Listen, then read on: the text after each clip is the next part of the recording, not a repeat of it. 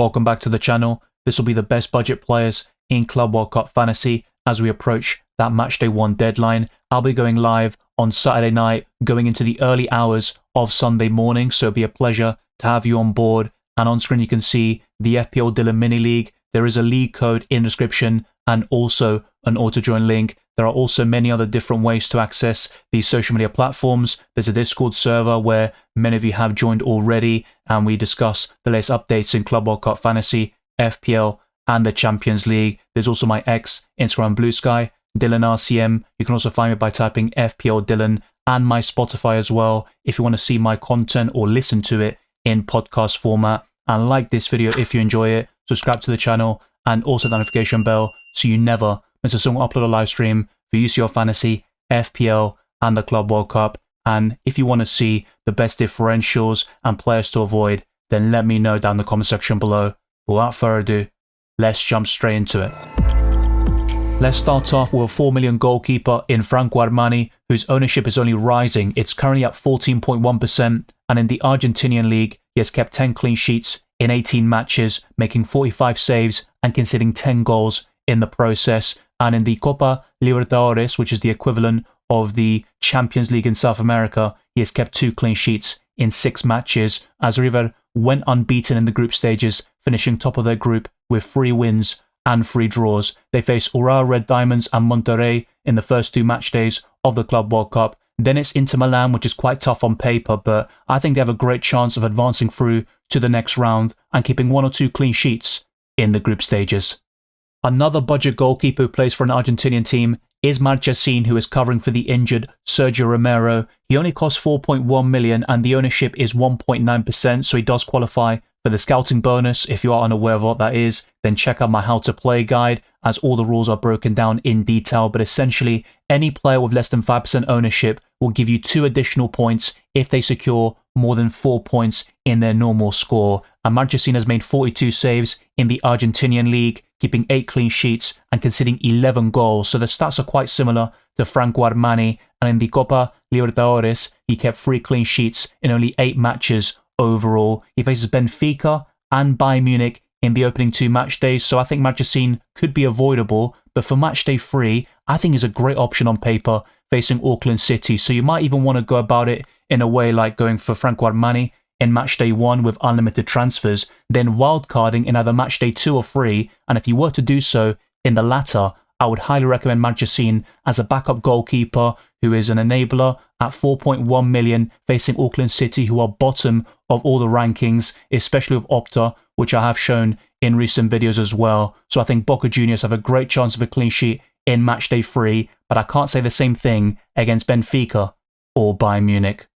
There's only one defender highlighted in this video, and that's Francisco Moura, who has been getting a lot of attention in my recent podcasts. And I need to correct something because I accidentally said in one of my videos that he is facing Inter Milan in matchday 2. That is not the case. They are facing Inter Miami instead, which I did correct in that same video when discussing Samuel Aguioa and also in preceding videos and podcasts. But just to make it crystal clear, Francisco Moura and Porto are facing Palmeiras in matchday 1, Inter Miami in matchday 2, and Al Ahly in matchday 3. Another correction I need to make as well is about Di Maria in my predicted lineups video. So he won't join Rosario Central just yet. After the Club World Cup has ended, that's when he'll go off to his boyhood club, Rosario Central. So bear that in mind as well. But talking about Francisco Moura, he costs 4.1 million. His ownership is 13.1%. So just like Armani, it is steadily rising. With 11 clean sheets in the Portuguese league, he also delivered 3 goals and 10 assists. And in the Europa League, he got 1 goal, 1 assist,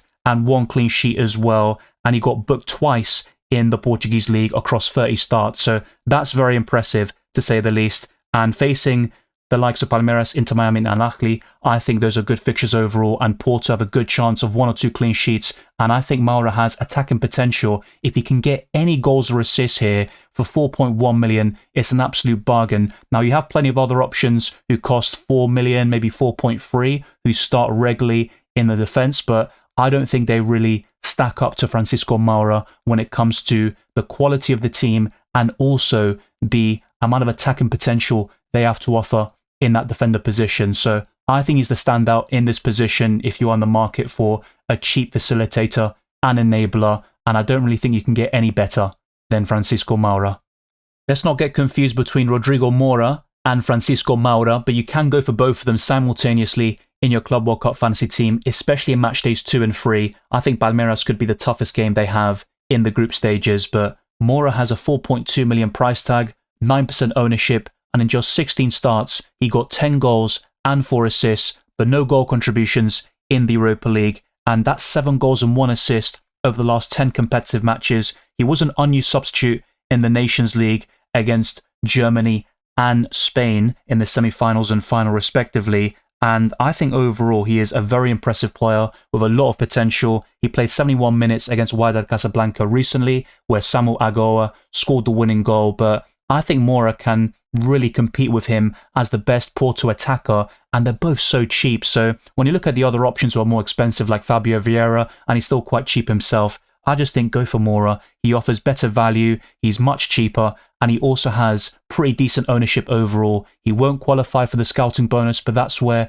a separate differentials video could come into play, where I highlight players with less than 5% ownership that can really help you get those extra 2 points if they deliver on a consistent basis, and you really need more than 4 points, of course, in a given match day. But Moura will do the job in my opinion, and I think he'll start every game for Porto in this Club World Cup, and you could feasibly go for 3 Porto players in your 50-man squad. There is one other, of course, that I'll talk about very soon, but Francisco Moura and Rodrigo Moura are well worth the money.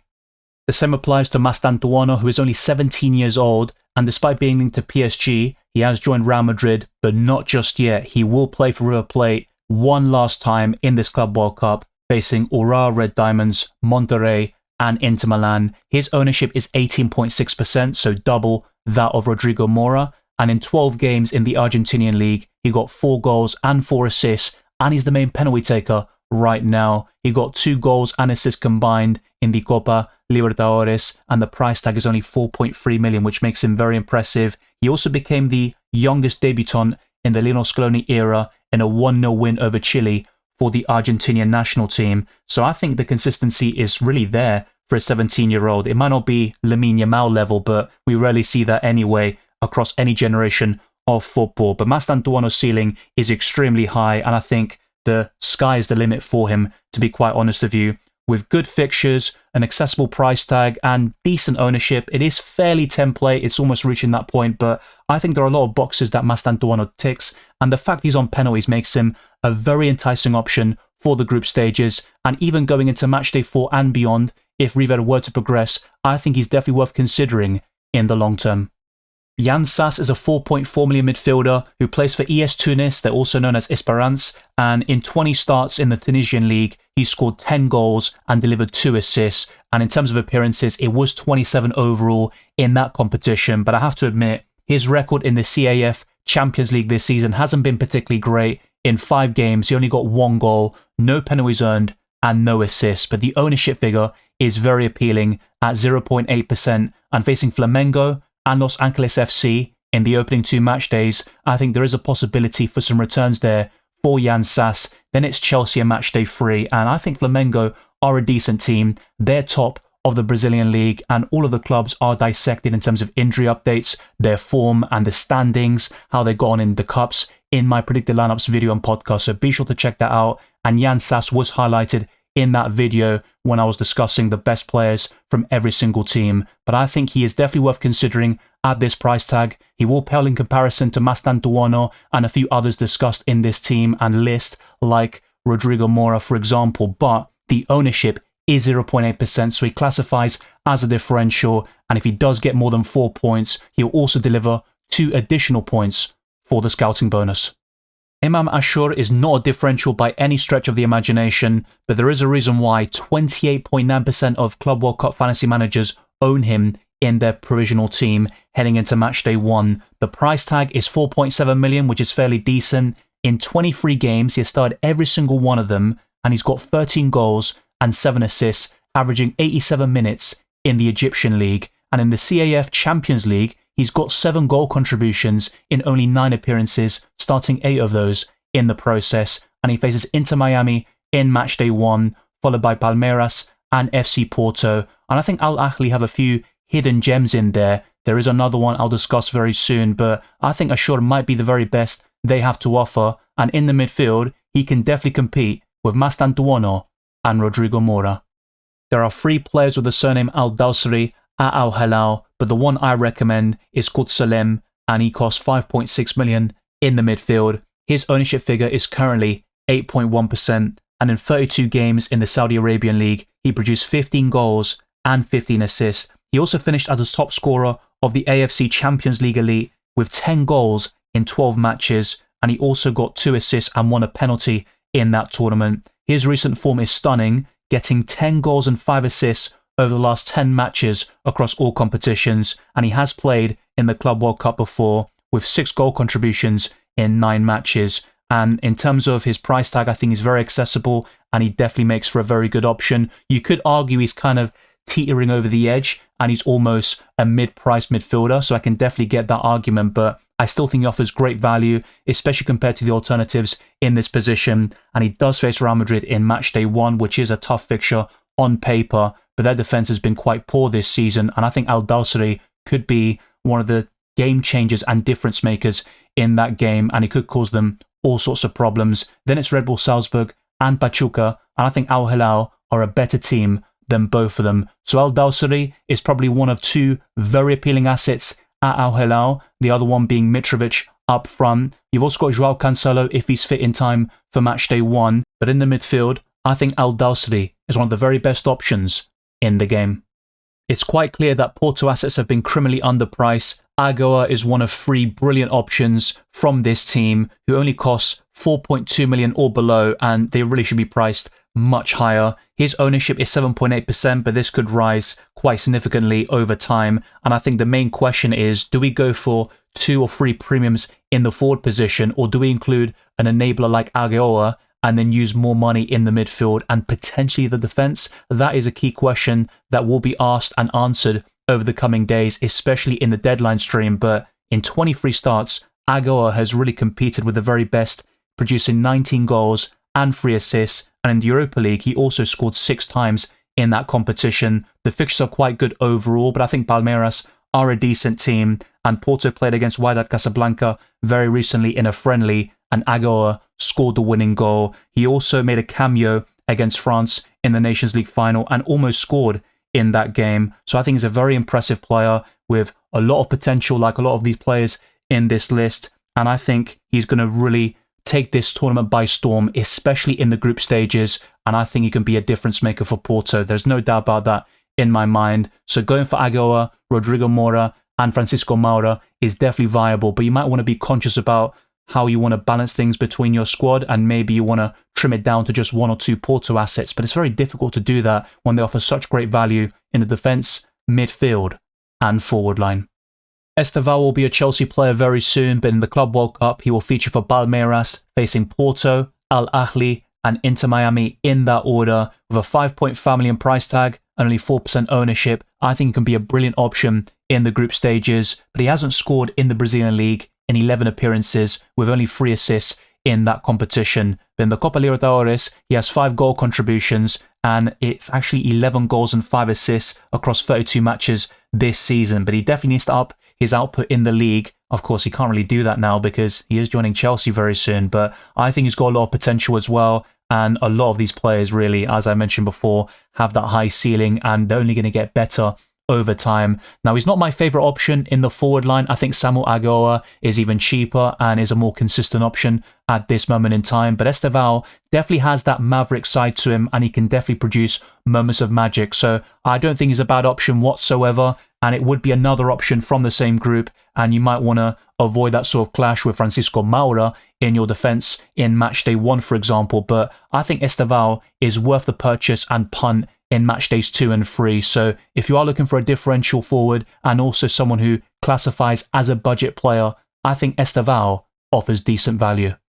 Over the past 7 matches, Wessam Abu Ali has delivered 9 goals and 2 assists with only 1 booking in that spell. And even for Palestine recently, in a World Cup qualifier against Kuwait, he scored a penalty as well. I think his ceiling is extremely high. In fact, he scored 4 goals and 1 assist in his last game for Al Ahly before the Club World Cup will begin. So that makes it 10 goals and 3 assists in 16 matches in that division. And in the CAF Champions League, he has delivered 4 goal contributions in 10 appearances. So the ownership figure is quite high at 16.8%. So it might not be to the same level as his teammate in the midfield, who I've covered earlier, Ashur, but I think Ali at 4.2 million is one of the best forwards in the game, particularly at this price point, because you have a lot of premiums that everyone will gravitate towards. They've got good fixtures, they've got the incredible goal scoring records. So the likes of Mbappe, Kane, Vinicius, Messi, even Guirassy to a certain extent, you name it, they're all going to be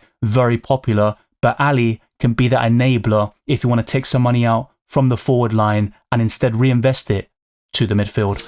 That concludes the best budget players in Club World Cup Fantasy. If you like this shorter format, then let me know down in the comment section below. I like to vary things sometimes and not just have the same sort of structure all the time, and that's why the different types of videos can make things refreshing for the viewer. But maybe you think I'm chatting absolute nonsense and you're like, Dylan, just stop the video. And if so, I completely understand. On screen, you can see the club rankings according to Opta for all the participants in the Club World Cup. I have shown it before, but people have found it useful, and I'll probably refer back to it in the deadline stream on Saturday night and Sunday morning. Thank you very much for watching this video and listening to this podcast. If you enjoyed it or found it insightful, then like this video, subscribe to the channel, and also the notification bell so you never miss a single upload or live stream for Club World Cup Fantasy, FPL, and the Champions League. Follow me on X, Instagram, and Blue Sky, DylanRCM, and check all the links in the description for my Patreon and the championships, for early access to my videos, amongst many other perks. The Discord server, Club World Cup Fantasy League, and Spotify can also be found in the description. I'll see you this weekend for the first deadline stream of this competition, and keep your eyes peeled for even more videos.